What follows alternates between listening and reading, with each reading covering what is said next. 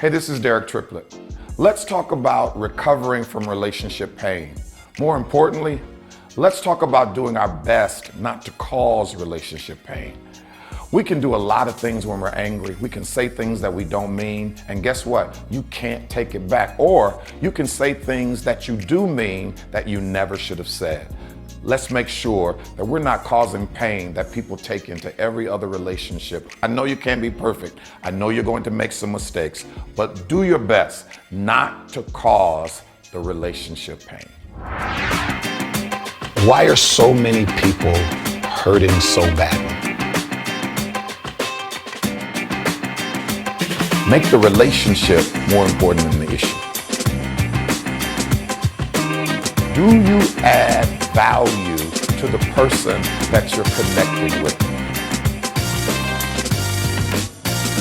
My name is Derek Triplett. This is Better Relationships, and guess what? It gets better from here. Welcome to Better Relationships. My name is Derek Triplett. You know, some people love drama.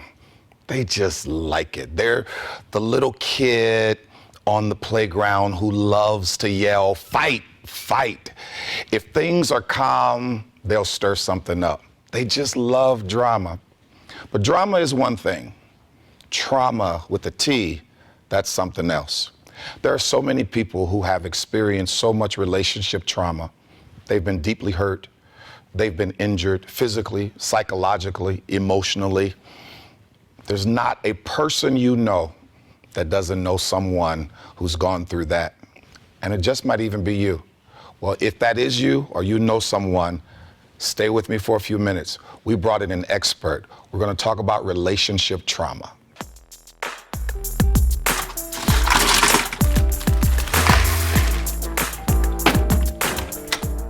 Thank you.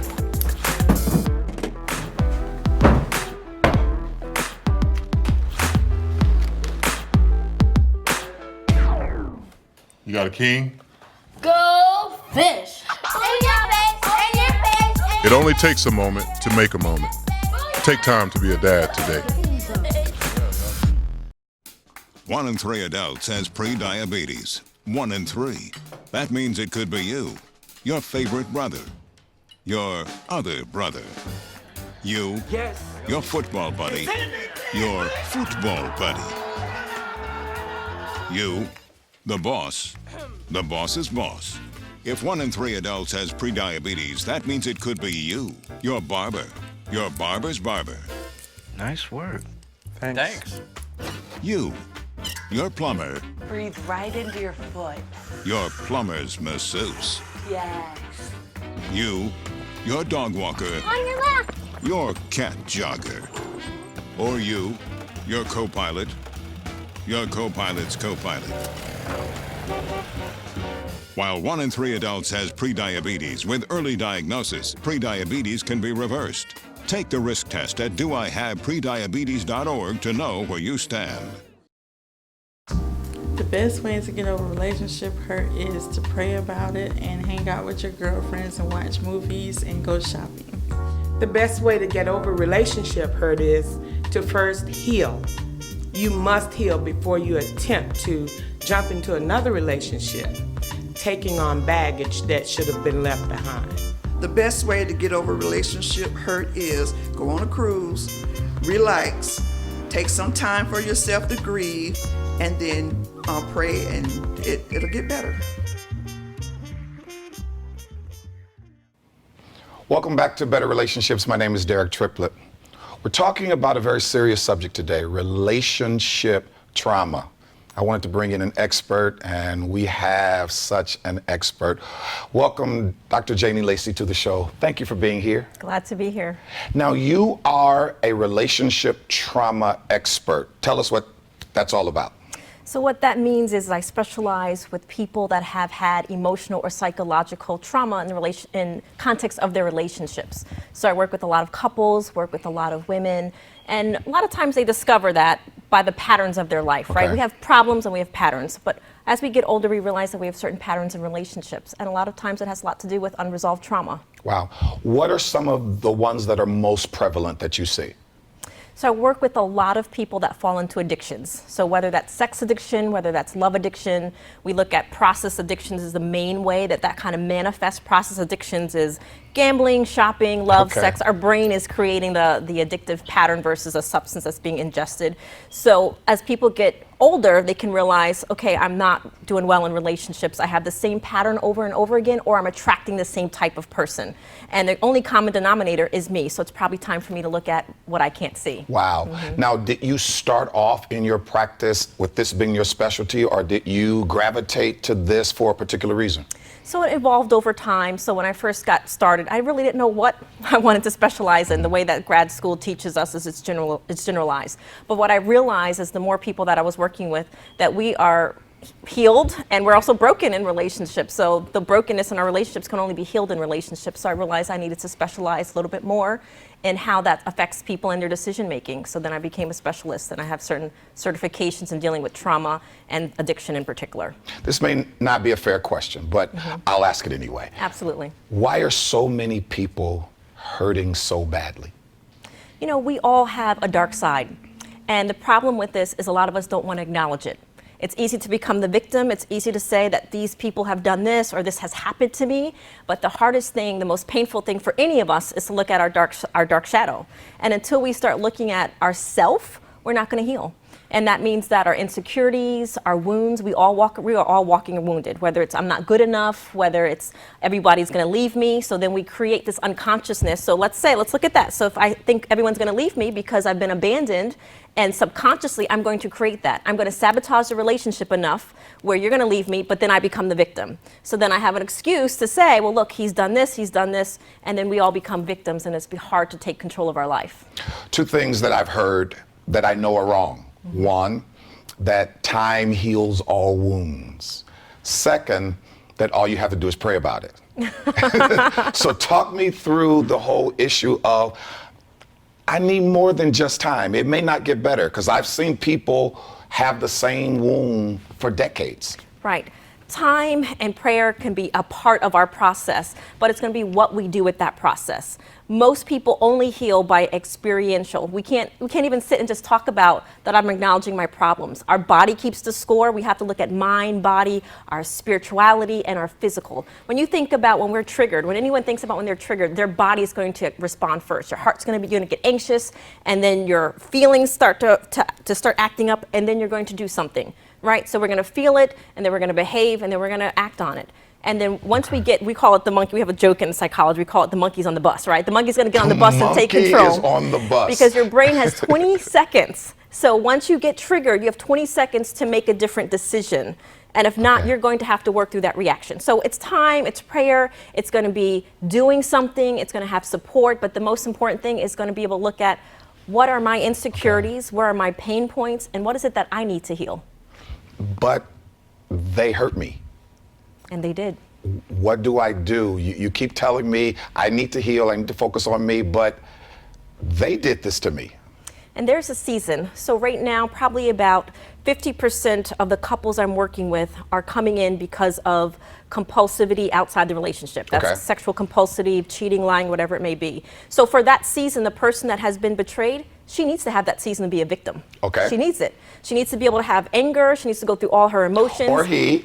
Or he. Absolutely. Absolutely. Works both ways. So what I tell the betrayer is that for a season, you need to be that hockey player. You need to be that hockey goalie. You're going to be taking some hits, and that's going to be your job. But it's only for a season, because she needs to go to that season. Because what will happen is, okay, now the truth is out. Now you have to get over it. That's also re-traumatizing her, because you're now telling her she's not allowed to feel. She has to put those feelings down. And then she's going to, I don't have a voice. And that can trigger her undealt with wound, that I'm invisible, I'm not important, whatever that may be.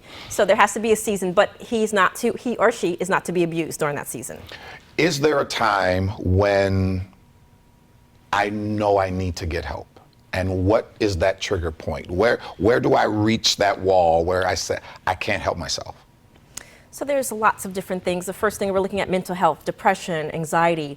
And then if you're not wanting to do the things that you normally would do, you're avoiding people, Or, you also know inside of you, what are you doing compulsively? So for some of my, and I'm saying women, it could be either way, but I have a women's group. Okay. So them could be compulsively eating, or they're drinking wine every night, right? It could be subtle patterns that they themselves start recognizing. Or, I used to be active, but now I prefer ice cream over being active, whatever it may be. Sometimes it's the more subtle things that people start recognizing, there's something wrong in me, but shame is a killer, so to speak. Shame will keep us isolated. Shame will keep us not wanting to ask for help, because if asking for help says I'm weak and there's something wrong. And we can get to a whole conversation about cultural messages around that. Absolutely. So looking at your mental health, anxiety, depression, are you angry more times than not? Do you not want to be around people? Are you avoiding? The most people that will recognize that before you even recognize it, it would be your spouse or someone very close to you. Okay. There's so much I want to ask you. We're going to run out of time, but when we come back, I want to talk about where people can get help from, in particularly those who don't have the resources and are suffering with the issues. My name is Derek Triplett. This is Better Relationships. We'll be right back. We're headed back to the Q&A corner right here on Better Relationships. Here's a question from Mark, and he's from North Miami. I haven't been dating in a while. I wanted to get myself together, but now I want to start back dating. Any clues on what I should expect? Well, Mark, I really can't tell you what you should expect, but I can tell you, you do need to prepare. Look at what you want to get out of the dating process. Look at who you are. Who will you be presenting? You want to present your best self. A lot of people talk about living their best life, but they don't want to be their best selves. Be your best self. Present that. Also, recognize that it's going to be a little awkward at times. But also, remember that it is a woman's right to reject you. So if somebody says no to you, Mark, don't take it personally. Don't get bent out of shape. And don't start calling her out her name because she said no to you. Make sure that you recognize that rejection is a possibility. But get yourself together. Know what you want in the person that you're dating. Know who you want to be in the process of the date. And then put your best foot forward. See how it goes. It's going to be hit or miss, but I think you'll have an enjoyable time. I hope that helps. 150 over 90. 180 over 111. 160 over 110. I had a stroke. This is what high blood pressure looks like. You might not feel its symptoms, but the results from a stroke are far from invisible or silent. If you've come off your treatment plan, get back on it or talk with your doctor to create an exercise, diet, and medication plan that works for you. Go to loweryourhbp.org. If I would have followed a treatment plan, I would not be in this situation. Action!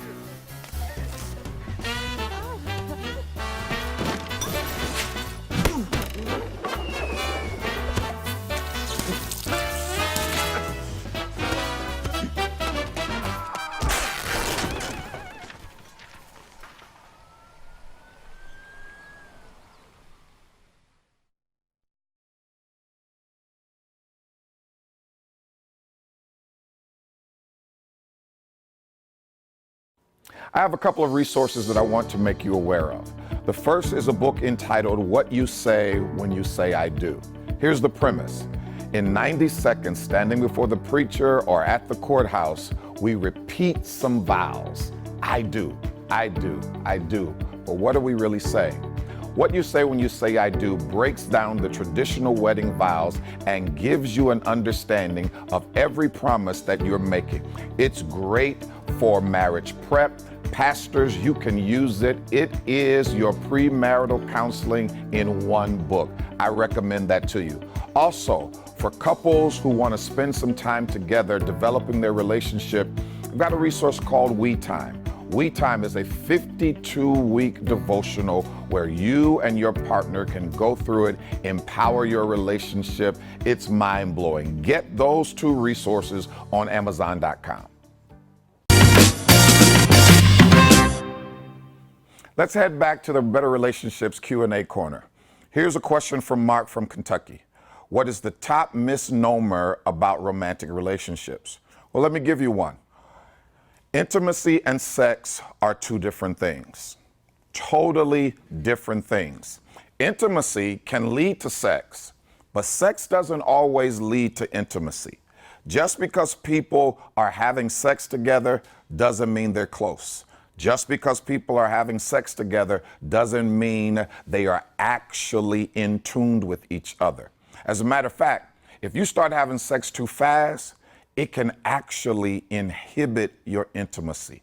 Intimacy is how close you are, how vulnerable you are, what are the deep things that you share, the time that you share, the things that you know about each other. If you start having sex too soon, you can cancel those things out. Because guess what?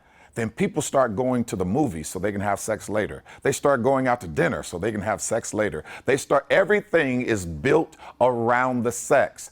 You gotta recognize that doesn't lead to intimacy. Now, I understand as Christians filled with the Holy Spirit, we try to make sure that we teach abstinence, and I teach abstinence. But I'm also here trying to help everybody, whether you are a Christian or not.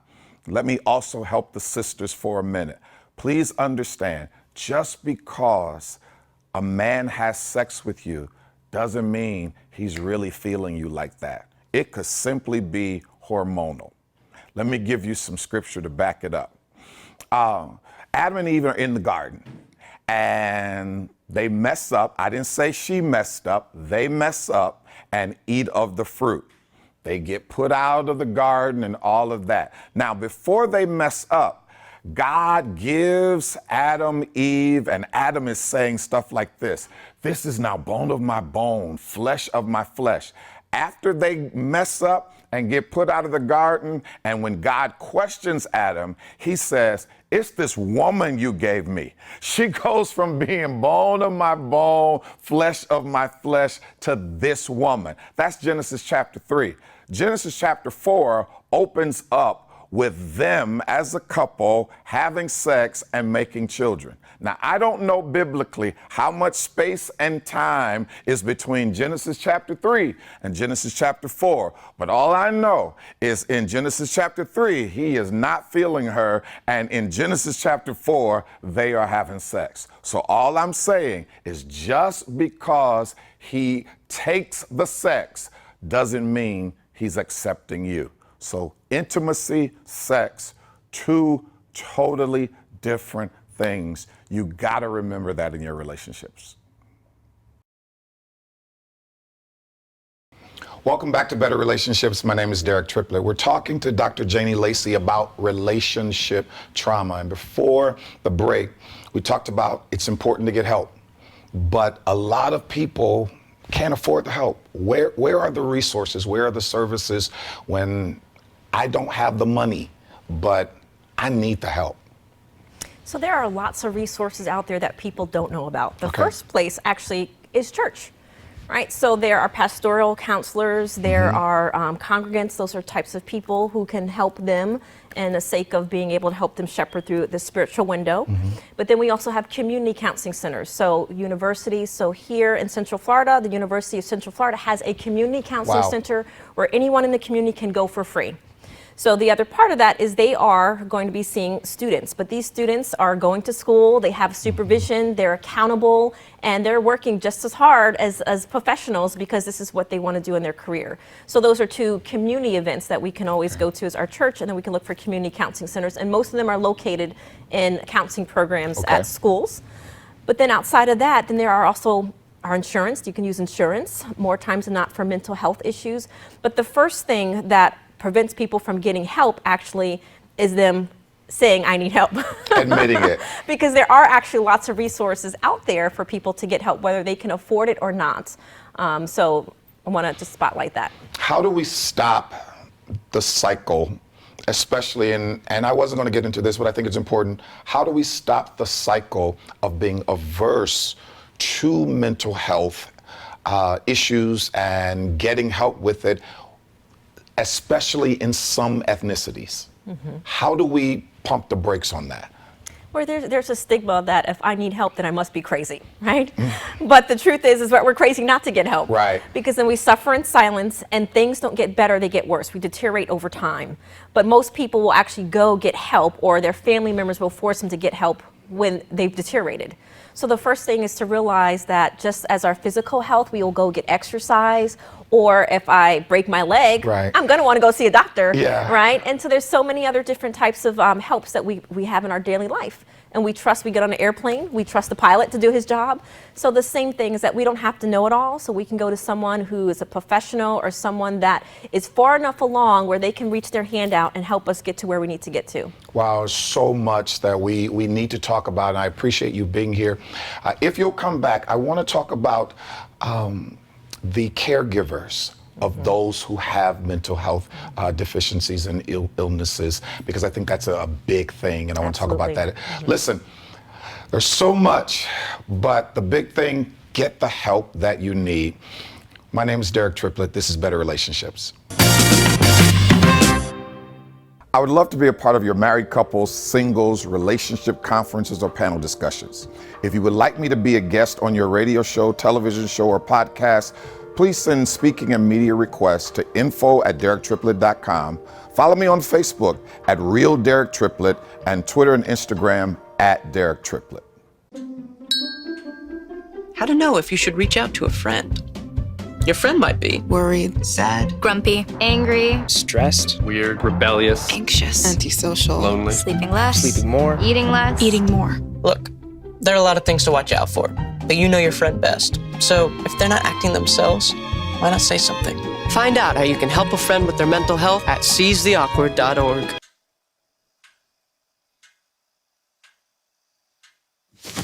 Awkward. Let's go back over to the Better Relationship Q&A corner. Here's a question from Marlon from Illinois. I'm in a difficult situation. I love my girlfriend, but she's ready to get married, and I'm not. And I'm starting to feel the pressure. What should I do? Well, Marlon, that is a difficult situation, but thank you for your honesty. And it starts right here. You are not ready to get married. It starts there, and right now it ends there. You've got to risk losing your girlfriend because you're not ready to have a wife. And the reason you're not ready to have a wife is you've stated you're not ready to be a husband. So even though she wants to get married, she's not going to get the husband that she wants because you're not ready. So have that difficult conversation. Doesn't mean that you're all going to break up. Doesn't mean that she's going to leave. But what it does mean that you'll be able to live in honesty, live in integrity. You got to take that risk, man. And let me tell you, it is better for you to wait and potentially lose her than to get married when you're not ready and that relationship collapses and crashes. Trust me, breaking up as dating people is totally different than divorce. Thanks for your question. I hope I helped. Welcome back to Better Relationships. My name is Derek Triplett. Relationship trauma is a serious, serious subject. We were only able to give you a little bit of Dr. Lacey to help us all. But listen, whoever you are, wherever you are, don't try to fight a mental health battle by yourself. We're not meant to fight those battles by ourselves. There are experts. We need those experts. It's more than going and talk to your pastor. We need the experts to be able to deal with these issues. But can I say this to you? If you are in a traumatic situation where someone else continues to cause that trauma, remove yourself from the scene of the crime. We are not built to continue to tolerate those kind of injuries. I'm hoping that your family gets better. I'm hoping that you get better, and we're going to give you as many tools as we can to make it happen. I'm Derek Triplett. This is Better Relationships, and it gets better from here. Maybe you can make retirement happen. After all, you made home ownership happen. Homeschooling yourself on loans, beefing up your credit score. So I'm pre-approved. You were like, yes! Sorry. Color coding listings, ticking boxes, and flushing every toilet in a 20-mile radius. Home sweet home. You aced house hunting. Now get the tips you need to get on track at aceyourretirement.org. My work is not possible without the support of a tremendous family. We are not a perfect family. We have our scars and our stains. But being a triplet is a great honor to me, and I take pride in it. I want to thank my wife, my children, my parents, and my brother and sisters for their support and their encouragement. I also have some close friends who really want to see me win. I want to thank them for helping to keep me going. Without them, I couldn't be here for you.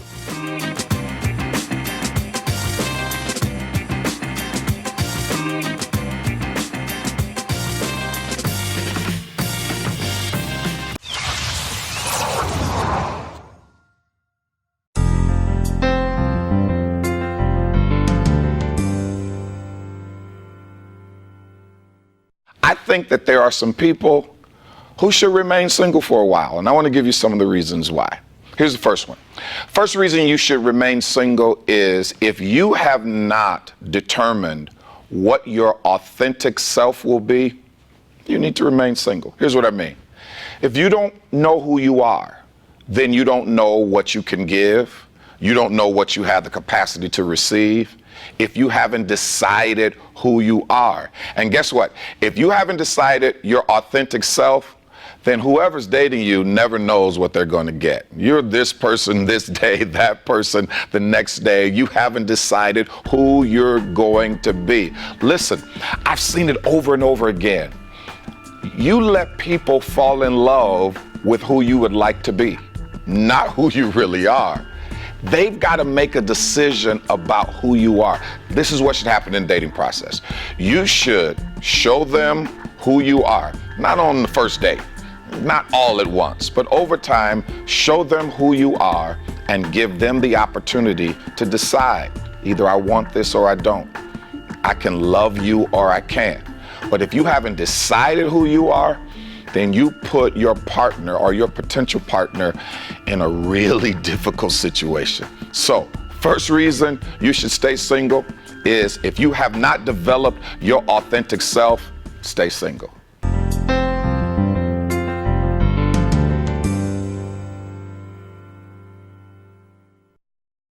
I think that there are some people who should remain single for a while, and I want to give you some of the reasons why. You should stay out of a relationship if you haven't gotten over your last one. It's really simple. A lot of people try to replace one relationship with the next as if that's what's going to heal you. No, you've got to stop. You've got to pause. You've got to get healed first. Get through, get over the last relationship. Because guess what? If you're not over the last relationship and you start a new one, and the last person wants to reconcile and say, I think we can make it, and I think we can do it, or I miss you, let's get back together. You're stuck now. Now you've hurt somebody else, or you're with someone that you don't really want to be with. Listen, whoever's going to be with you, they want to be your first choice.